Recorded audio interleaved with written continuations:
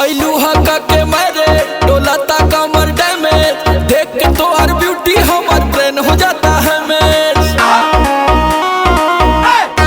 ऐलू हका के मारे डोला ता कमर डैमेज देख के तो हर ब्यूटी हमार ब्रेन हो जाता है मेज। का कहीं कितना सैया कैले बा मोर सजैया धुन दहले देह राते जैसे राजैया छील देला दहिया मुसलम बलमुआ के बलम बलमुआ के बलम बलमुआ के बलम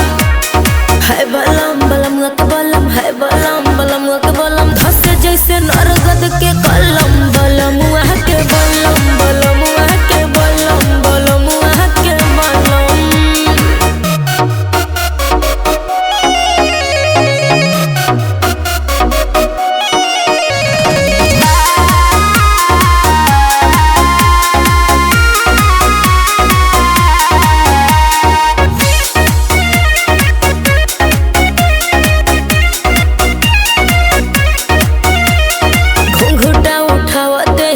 जिया पगाड़ी लड़ल हो गनी हम पानी पानी ऐसन रफ्तार बढ़ल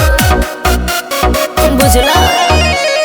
सोचहु में बोले दमदार मारू मरदा ऊपरा से नीचे ले उड़ा देले बगरदा।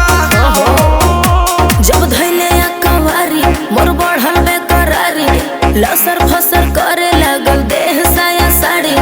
गरम रहे खाके मुर्ग मुसल्लम बलमुआ के बलम बलमुआ के बलम बलमुआ के बलम है बलम बलमुआ के बलम है बलम बलमुआ के बलम धसे जैसे नरगद के कलम बलमुआ के बलम बलमुआ के बलम बलमुआ के बलम।